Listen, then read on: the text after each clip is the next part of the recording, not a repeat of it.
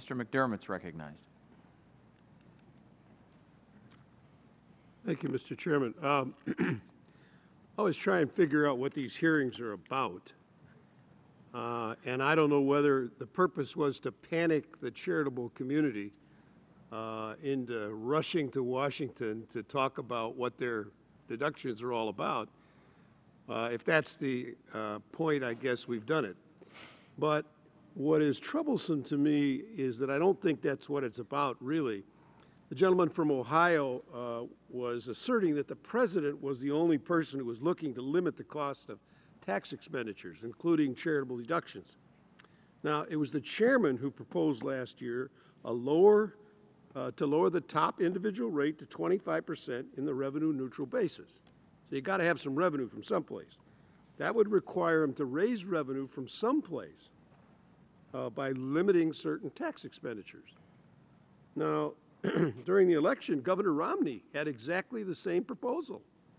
The people rejected that at the polls, but he was proposing limiting the itemized deductions to $25,000, a proposal that most people think would have absolutely decimated charitable giving in this country if that had been proposed by the president when he got into office. Now, I'm really confused because if you think about this, the majority wants to bring the individual rate down to 25% by finding revenue someplace.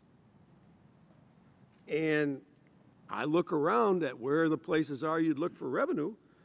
There's broad agreement among the members and the witnesses that we need to expand incentives to give, right? So where do you look for those revenues? I guess you could go to the deduction for health expenditures, or you could go to home mortgage interest, or I deduct state sales tax that I pay in the state of Washington for my income tax. They could take that away from me. I don't know where this revenue is going to come from to lower the rate on a neutral basis. Now, we could go after oil companies. That would be, but I don't think that. The first hearing was not having oil companies in here to talk about their deductions, or the first hearing in here was not about carried interest from hedge funds.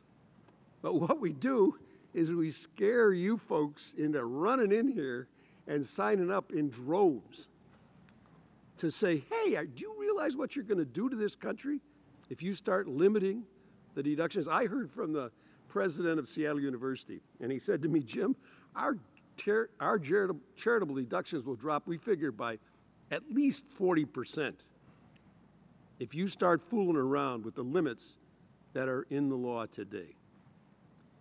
And I can't understand, maybe the chairman has already told you, but are we talking about lowering the deduction for this, or are we talking about getting rid of it altogether, or what are we doing here? Is this rhetorically, or would you No, like me to comment? I would like, my question is to you, Mr. Chairman. Well, on your time, I will say Yes, that there have been a lot of public debates about these issues, whether it's the Simpson-Bowles Commission, whether it's the president's proposals, whether it's candidates for president's proposals, and what we're trying to do is hear from the charitable giving community in a professional and open and business-like way. And that's why we've developed the working groups. And I know that Mr. Lewis and Mr. Reichart will do a very fine job of exploring these issues. You know, a lot of this, some of the testimony today is about the complexity of this, and there might be ways to simplify some of these rules. So we're really approaching this with an open mind. And actually, I gave a longer answer than I wanted to, so why don't I give you some time to continue? I was just talking to Mr. Lewis. I said, you got to be the vice chair of the Charitable Giving Working Group. Congratulations.